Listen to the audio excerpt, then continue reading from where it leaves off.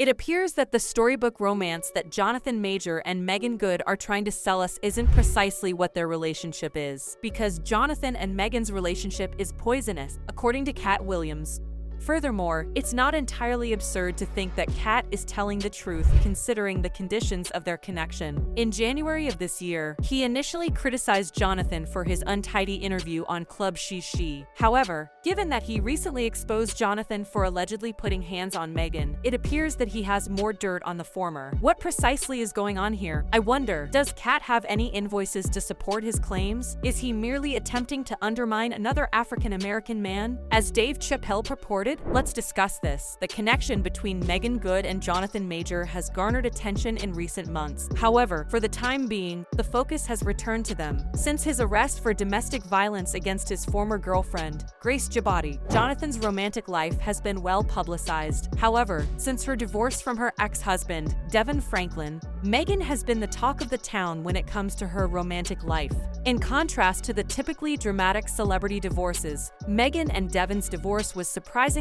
easy to handle. They also put on a united face when they shared the news on Instagram in unison. They declared, "We have chosen to go into our futures separately, but forever connected. After much prayer and thought, we commemorate our nearly 10 years of marriage, as well as our unending love. Nothing is wrong with you. We think that this marks the pinnacle of our love's future development. We are immensely appreciative of the years we have had as husband and wife, which have changed our lives. If there was ever a pair we felt would be the end game, it was Meagan and Devin. So we spent weeks trying to find out what the hell had happened between them. The parts of the puzzle didn't fit, no matter how hard we tried to figure out what went wrong. There were plenty of conspiracy theories, as one might anticipate, with fans making assumptions about anything from Devin's infidelity to his status as a gay sibling on DL. Cool, thoughts were flying high. Despite all the drama, Devin and Meagan handled things with grace online. There are a lot of things that remain unanswered, yet there were no clumsy accusations or blame games. These two, after all, remained silent about their divorce. They also managed to keep things going. They appeared to approach it differently. And a few days after they made their divorce public, he uploaded a photo of himself sobbing to Instagram along with a message. This photo was taken a few months ago. Since I'm not much of a crier, I snapped this photo during a very painful and peaceful moment. It perfectly expresses my feelings. This is the most sincere way to start the year, which is why I'm sharing it with you. Although I am aware that a new year is upon us, I do not wish you a joyful one. Happy True Year, I hope. He was severely ridiculed on social media for this. As you are all aware, since people on the internet detest it when they publish heartfelt photos of themselves, it never seems to work out. Meagan, however, made the decision to look on the bright side of things. She shared things like, in 2021, "You have given me both the lowest, heartbreaking lows and the highest, life-altering, affirming highs. I am sad, but I am also incredibly grateful and in awe of you, God." It's said that every ending has a beginning, and that while healing isn't pleasant, it has a frigid, breathtaking alternative. They appeared to be in two very separate universes, and fans couldn't believe what was happening. If there's one thing you can rely on fans to accomplish, it's finding the actual tea. Soon after, an online FBI wannabe discovered that Devin's said pushing of Meagan to the point of losing it was the basis for the marriage's dissolution. Though it sounds absurd, everything now makes sense. For those who don't know, Meagan and Devin met on the movie set, leaped over the broom, and clicked right away. There was a catch, though. Meagan was spiritual, although some believed Devin and Meagan weren't exactly on the same spiritual wavelength. Devin was a pastor. However, as they say, love isn't enough every time. It requires a great deal of giving in, as Meagan had to go through some significant changes in order to fulfill Devin's vision of the perfect preacher's wife. The majority of that compromising weight in this romance story fell directly on her shoulders. Consider the state of celibacy. Meagan had to get on the celibacy bandwagon too, even if she wasn't really into it before they hooked up. Since Devin was, that's all. 2. Of the iceberg. Meagan's career suffered a great deal as well. As a preacher's wife, she couldn't take some roles that would have taken her career to a new level. She needed to exercise greater caution and discernment in the jobs she accepted. as the last thing she needed was to face criticism for accepting such risky roles as a preacher's wife. Fans even suggested that her career suffered as a result of her relationship with Devin throughout their marriage. Her career was therefore suffering a number of setbacks as she attempted to conform to the stereotypical role of a preacher's wife. To make matters worse, she didn't feel comfortable in the marriage. She tried so hard to fit Devin's mold, but it never really worked. She experienced severe abuse and harassment from certain churchgoers, which just fueled the flames. Furthermore, when I refer to bullying, I'm not only referring to a few cruel comments made by some unpleasant girls. Meagan experienced overt intimidation and mistreatment, and abuse because some members of the church didn't think she was worthy of being Devin's bride. She ultimately stopped attending church completely because she couldn't handle the hatred. It got so horrible. When Devon and I got married, I no longer was receiving criticism from just people in the world. I was receiving criticism from people who were Christians. I was kind of like brutal attacks I was getting on my character, on my husband, on different things. So I wasn't ready for that. And I think the first maybe 2.5 years I was married, the strange thing about this is that Meagan was quite spiritual, so it's not like she wasn't religious or believed in God. She cherished attending church and adored God, but regrettably, she was not loved by many churchgoers. The worst thing about that was that Meagan had to maintain the decent preacher's wife image, which prevented her from being able to defend herself. What a precarious scenario. She had to deal with all of that criticism and hostility from all directions, and 9 years of that. Sis, let me tell you, thank you not at all. That is the grocery store, and I looked at a newsstand, and I saw you, and you had your breath show. I guess not. Okay, so we gonna cover up, right? We gonna cover Wait a minute. No. No. That is not what we're here for. She's not gonna cover up. She's gonna wear what she wanna wear. In the name of Jesus. Amen. Amen. For me, it's the nerve, really. Instead than criticizing Meagan in such a way, the woman might have pulled her aside at the grocery store if she had any genuine concerns. It would have been impolite even then, but nowhere like as nasty as what really transpired. Meagan was confirmed to have never felt completely at home in that church by that comment, which truly hit her where it hurts. Who knows what goes on behind closed doors? If someone is willing to publicly humiliate her in such a way, it's absurd that Meagan was picked on by the individuals who ought to have welcomed her with open arms. Despite all the changes she made at Devin's request, to his credit, Devin did stand up for her at times, but it wasn't always enough. There were times when he was unavailable or unable to respond. So Meagan had to deal with the taunts on her own. Not only did she handle all of the drama, but let's not forget about the entire kid part either. Although Meagan had always been honest about her desire to not have children, the curious members of Devin's church couldn't help but question the couple's lack of children. And believe me when I say that it was not done out of true concern or love for her. Devin's family had to move on after the breakup. Meagan completed a complete 180-degree swing and became a formidable queen. Everyone was talking about how she undoubtedly felt confined in that marriage. And do you recall Meagan saying she wasn't into having children when she was with Devin? It turns out that Devin was the one who simply accepted parenthood, even if she wasn't very fond of it. In an interview with Romper in early 2021, she said, "I was never really that girl who said, I can't wait to be married or I can't wait to be a mother. But when you say you're not sure you want to be a mother, people look at you like you're a bad person, as if something's wrong with you. I was simply a huge tomboy, and since I was young when I started my job, I've always been really focused on business." After the divorce was finalized, Meagan abruptly began talking about how excited she was to start a family. What do you want next? What is next for Meagan Good in life?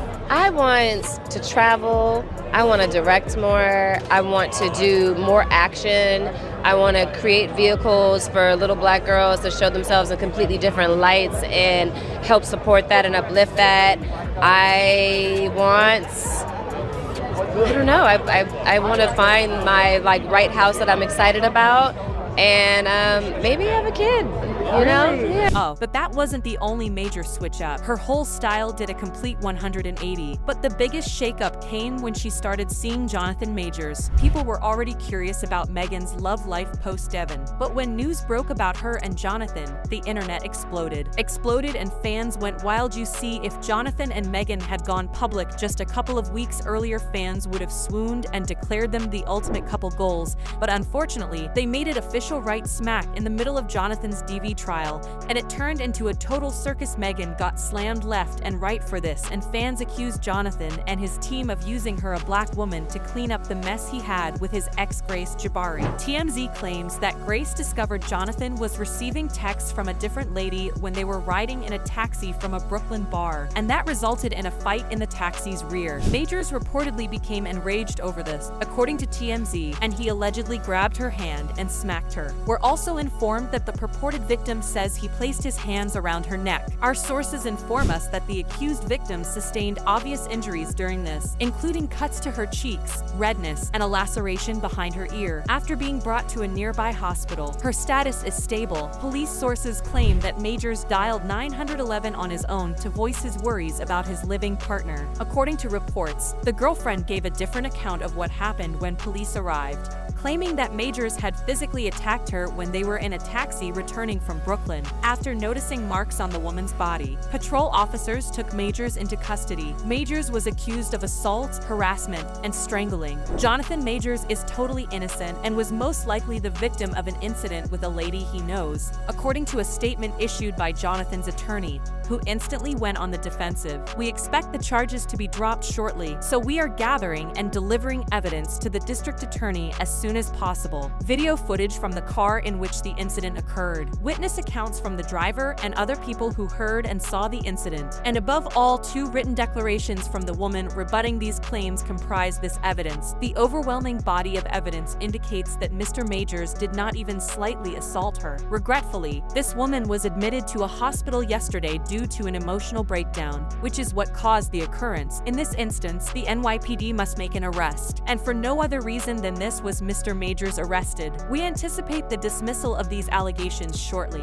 Accused of touching women, Jonathan went from being a Hollywood sweetie to one of the most dangerous characters in the world. He received a ton of negative feedback, was fired by his management almost immediately, and missed out on important gigs, such as that meaty part in the Marvel Cinematic Universe as Kang. Everyone believed he was set to win, but Disney quickly changed their mind, and rumors now circulate that they have already hired someone else in the role. Variety claims that Majors' public relations company, The Lady Company, and talent agency, Entertainment 360, have fired him following his arrest. He is no longer working on the leading man picture, The Man in My Basement. Majors were featured in a significant advertising campaign by both the Texas Rangers baseball team and the United States Army. A number of other major starring films are still in the works, such as Dennis Rodman's 48 Hours in Vegas for Lionsgate and Spike Lee's Da Understudy for Amazon.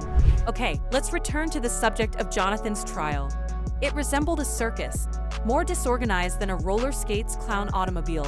Many information emerged that did not exactly present Jonathan in the greatest light, particularly the text message that seemed to indicate he had a sexual encounter with Grace. And you have, he said in the text, "I worry that you are unaware of the potential consequences of visiting the hospital. They'll interrogate you, and since you don't seem to be protecting us, it might even spark an investigation if they have suspicions about something and you lie." Grace answered, "If I go, I'll tell the doctor that I bumped my head. I'm gonna try it again tomorrow, but I need more medicine since I can't sleep. That's it. It's obvious I want to be with you. So why would I want to tell them the truth about what actually happened? You seem to want to spend time together in order to avoid embarrassing yourself in front of your friends and family." Jonathan stated, "I debated going out last night versus returning home. I tried to put my emotions aside and give you the love you stated you needed last night. I also require affection. Or perhaps I should simply commit suicide because I'm such a monster and terrible man and don't deserve it. This is a horrible way of living." Jonathan was charged with 3 charges of assault, 1 act of aggravated harassment, and 1 crime of harassment in addition to assault. The first 3 allegations are misdemeanor offenses connected to alleged occurrences in the automobile, a source said. The 4th harassment charge, the most minor of the 4, is related to an accusation that Majors shoved Jabari back into the car when she attempted to get out. He put her back in the car, according to the defense, to prevent her from rushing into traffic. Remember that famous video from the the trial where Jonathan was frantically escaping Grace as like his life depended on it, while she was pursuing Jonathan relentlessly through the streets. Fans were all over it, arguing whether or not he was the innocent one merely trying to get away from her. The evidence presented during this trial illustrated a cycle of psychological and emotional abuse and escalating patterns of coercion that are far too common across the many intimate partner violence cases we see on a daily basis. He was found guilty, and the Manhattan District Attorney also issued a statement in support of the prosecution. Today, a jury found that Mr. Majors' assault and harassment of his girlfriend was the culmination of a practice of violence and compulsion. In his interview with Shannon Sharpe on Club Shea Shea, Katt Williams didn't exactly have kind words to say about Jonathan Majors, so it appears that he has been onto him for a while.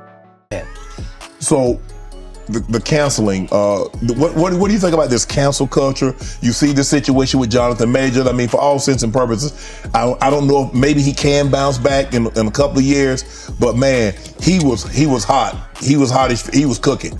I mean, you see him in Creed, he's in the Marvel movies, and then just like that. Maybe I'm a conspiracy theory, but I thought Katt Williams said any time they make you into that position, part of that contract is you do understand whenever we want to take you down, we can, right? Part of giving you the world. First of all, they went around the world for 2 years straight telling any women that would listen that this was a good looking. Since when? When did y'all start liking a big nose? And when did y'all like a little head and a big jaw? When? Since when? That look like my daddy. When you start liking my daddy? You like black people's features like that? If this ugly is good looking, then all is good looking. In a recent interview with Shannon Sharpe, Meagan talked about Katt Williams' remarks against Jonathan Majors. Effect with Katt. Yeah. What's it like working with Katt on set? Katt's sweetheart. He's a sweetheart. I seen his interview. He's a sweetheart. I'm gonna leave it at that. I'm gonna leave it at that. Katt's But that's what I am gonna say. What? I'm sorry, but my man is sexy to me. Yeah. Okay, he's very sexy. Okay. to me. I We forgot. just need to be all the way clear on that. You know what? Yeah. I forgot all about that. I forgot all about that. Well, it looks like Leak Katt didn't appreciate Megan's clapback because he clapped back hard. Not only did he clap back, but he also spilled some wild tea about the situation. Remember how I said that the drama between Jonathan and Grace happened when she found out he was texting another woman and got jealous, trying to snatch his phone away? Now, here's where it gets tricky. Katt Williams is spilling tea, claiming Megan was allegedly the one Jonathan was texting behind Grace's back. If that's true, it means Megan and Jonathan were getting cozy while he was still with Grace. The timeline does kind of fit Katt's story. Jonathan was arrested in March 2023 for allegedly getting physical with Grace, which means they were still an item then. This could also help to explain Megan's fervent support for him throughout the trial. However, in April, TMZ revealed that Jonathan and Megan had been dating for a few weeks, stating that the relationship is fairly new and over the course of the last several weeks, Jonathan and Megan have gotten close. Katt continued after that. He purportedly stated that Jonathan had already acted violently against Megan in addition to asserting that she and Jonathan had cheated. Presumably, I'm not sure if this is accurate, but Katt seems to be strongly cautioning Megan not to approach Jonathan right now. But Jonathan is upset by this, and he attacked Katt. He exposed Katt's hypocrisy,